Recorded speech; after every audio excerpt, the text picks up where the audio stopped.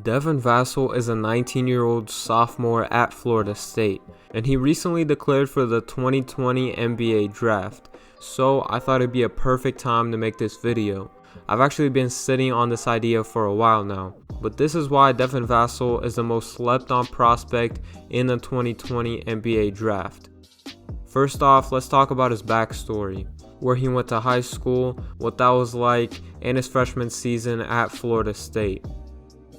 Devin went to high school at Peachtree Ridge in Georgia, where as a senior he was able to average 22 points on 54% field goal shooting and 2 assists offensively. But on the other side, defensively, he averaged an even more impressive 9 rebounds, 1.3 steals, and 1.2 blocks per game. That season, Devin led Peachtree Ridge to a 24-5 record and won the 2017/18 Peachtree Ridge Player of the Year award as a senior. However, even though he did all of that and he was known for his incredible work ethic as well as being an amazing two-way player, Devin was still a low-key prospect, meaning that he wasn't really popular among the top programs like Duke, Kentucky, UNC, etc. In fact, he went so under the radar by some of these schools that he was only considered a 3-star prospect and went unranked in his class's ESPN Top 100 as a senior. Thankfully though, some slightly smaller programs were able to take a leap on him, including Miami, Texas Tech, and eventually Devin chose Florida State obviously. However, during his freshman season, that was super hard because he wasn't able to get some of these benefits that these top recruits across the country usually do, like getting starting minutes right away or having a consistent role on the team. Instead, he had to work hard to earn those minutes, which he was able to do. And after a while of hard work, he went from averaging 11 minutes per game all the way up to 29 this season as a sophomore. Moving on from his backstory, let's go ahead and talk about his offensive game that he's shown as a sophomore at Florida State.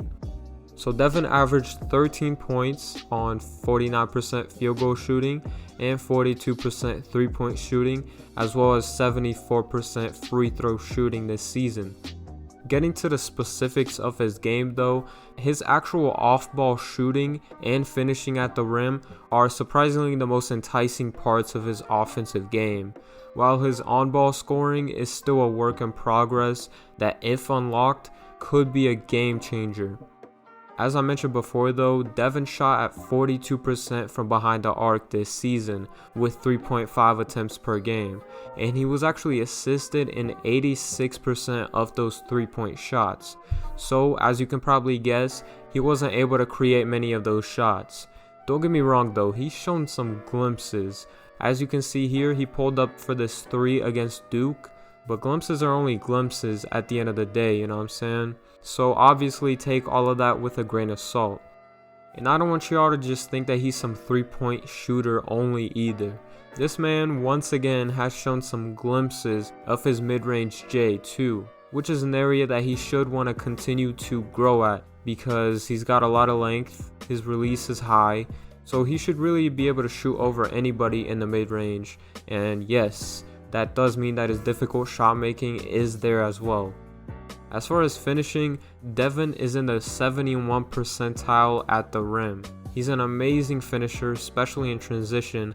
Unfortunately though, he doesn't really draw all that many fouls when he drives to the paint. In fact, he has a very low 22% free throw rate, meaning that he doesn't get to the line very often, as I said before. So that should be something that he tries to improve on going forward.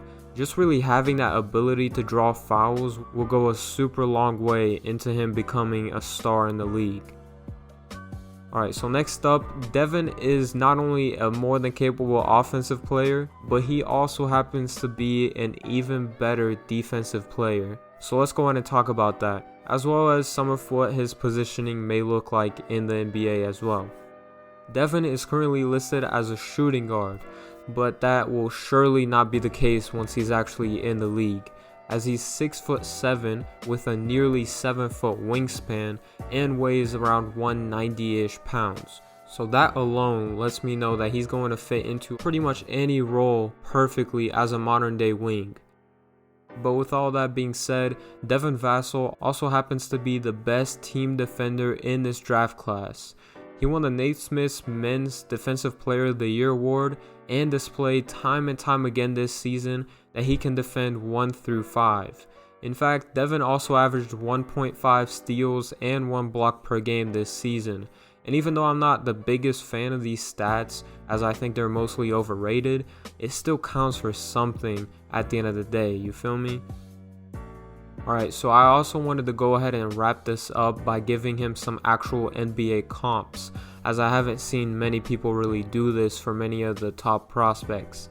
And these are really just players that I personally think that he might play similarly to in the NBA once he's actually well into his career. So yeah, first of all, shout out to Devin's head coach at Florida State, who's actually Leonard Hamilton. He's got a very good track record of producing NBA talent. Just to name a few, we have Jonathan Isaac, who's becoming one of the best defenders in the NBA and was also showing some of his offensive capabilities before he got injured as well. There's also Malik Beasley, who was really starting to break out in Minnesota, and even Dwayne Bacon, who's had a pretty serviceable role in Charlotte as well. And one thing that all three of those players have in common is that they were all coached by Leonard Hamilton, and now so is Devin Vassell. Anyways though, as far as his actual NBA comps, I'm going to go ahead and split this into 3 different tiers. So first of all, we've got his floor as a player. For here, I gotta go with the 3-and-D specialist. This includes guys like Justin Holiday, Jeremy Grant, Royce O'Neal, etc, etc. Next up is the middle ground. So this is more of like a realistic comparison, one that's not reaching too high or too low. And for here, I gotta go with a guy in Robert Covington. I think this is really just the perfect comparison right there, as far as, you know, what we've seen from him from his game this season. And finally, Devin Vassell's ceiling as a player. Here I gotta go with an all-star caliber two-way wing like Chris Middleton or Jaylen Brown. In conclusion, Devin Vassell is projected to be a lottery pick in the 2020 NBA draft, when he should truly be a top 10, maybe even a top 5 pick, and we could potentially look back at this draft and talk about him as one of the steals in the draft. Alright, so shout out to you. You just made it to the end of the video. Leave a like if you enjoyed, subscribe if you haven't already, and leave a comment down below about any feedback that you've got for me, whether it's new video ideas, comments about Devin, or even just a simple message. I appreciate it all. So yeah, with that being said, I'll see y'all in the next video, and peace and love to everybody.